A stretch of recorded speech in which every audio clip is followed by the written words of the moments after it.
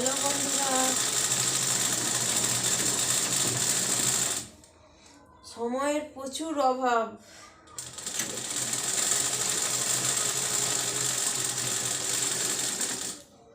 তো একদম খাওয়া দাওয়া করেই রেস্ট তো নেওয়াই হয়নি। খাওয়া দাওয়া করে একদম বসে পড়েছি। দেখো ব্লাউজের তৈরি হচ্ছে আর কি। ব্লাউজ এই সামনের দিকটা দেখলে বুঝতে পারবে। দেখো কত বড়, দেখো এটা এখনো তৈরি হচ্ছে আর কি, দেখছো এখনো তৈরি হচ্ছে, সবে হাতা লাগানো হচ্ছে। তো এখনো একটা হাতা লাগানো বাকি আছে। দেখো কখন করব চিন্তা হচ্ছে বসে বসে। দেখো স্নান করে একেবারে গা হাতের যত্নও তো নেওয়া হয়নি। তো আবার এটা তৈরি করে উঠে যাব বোনের বাড়ি। বোনের শাশুড়ির শরীর খারাপ, তো দেখতে যাব করছি কয়েকদিন ধরে, তো হচ্ছে না। বাড়িতে কেউ নেই, সেরকম কেউ নেই। ছেলেও গেছে স্কুলে, আর বড় ছেলে একটু আধার কার্ড ঠিক করতে গেছে, আর দাদা তো কাজেই গেছে।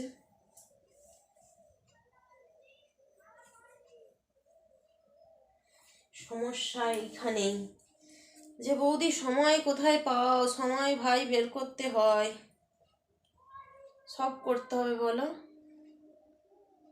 শুধু বসে বসে রান্না খুন্তি নাড়া করলেই তো আর হবে না, কি করে চলবে বলো। আজকাল যা দিন পড়েছে, দুজন মিলে না খাটলে কিছুই হবে না। হ্যাঁ ভিডিও করি খাওয়া দাওয়ার পর, বিকালের দিকটাই যদিও বেশিটা ভিডিও করি, কিন্তু অনেক সময় আবার রান্না করতে করতেও রিলস হয়ে যাচ্ছে, খেতে খেতেও রিলস হয়ে যাচ্ছে, ঘুমাতে ঘুমাতেও রিলস হয়ে যাচ্ছে। যখন পাই মোটামুটি তখনই হয়। আবার যখন একটু সাজুগুজু করার দরকার পড়ে, তখন একেবারে একটু বিকালের দিকে রেডি হই। তো আজকে একদম সময় হাতে খুব কম, ওই জন্যে ভাবছি আজকে আর রিলস বানাবো না, আজকে ব্লাউজটাকে কমপ্লিট করে তারপর উঠবো। কারণ টেনশন থাকে মাথায়, না টেনশন থাকে। তাই ভাবছি কাজের ফাঁকে তোমাদের সাথে কথা বলাও হবে আর কাজও হবে, তাই নাকি?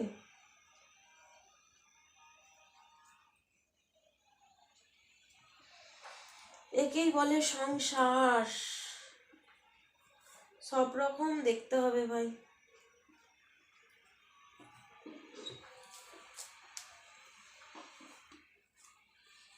বরের পয়সায় বসে বসে খেলে চলবে? ভগবান হাত পা দিয়েছে, বলেছে খেটে খাও, খেটে খাও।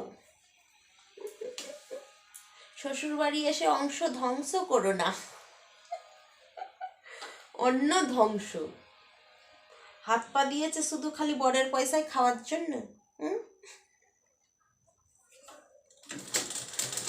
ও বাবা, মেশিনটার যে কি থেকে থেকে হচ্ছে।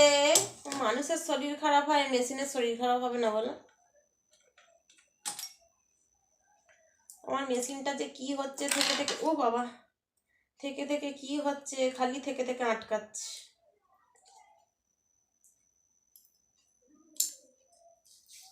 ওই জন্যই তো ভাবছি কাজের ফাঁকে তোমাদের সাথে একটু গল্পই করি, আর কাজও হবে গল্পও হবে। সময়ের খুব অভাব, তো ওই জন্যই একটু রেস্ট নিতে পারি না গো।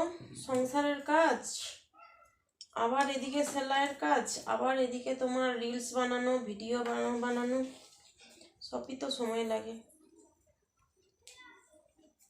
বাপি, সংকেত, তো এসে গেছে। ছেলে আধার কার্ড ঠিক করতে গিয়েছিল।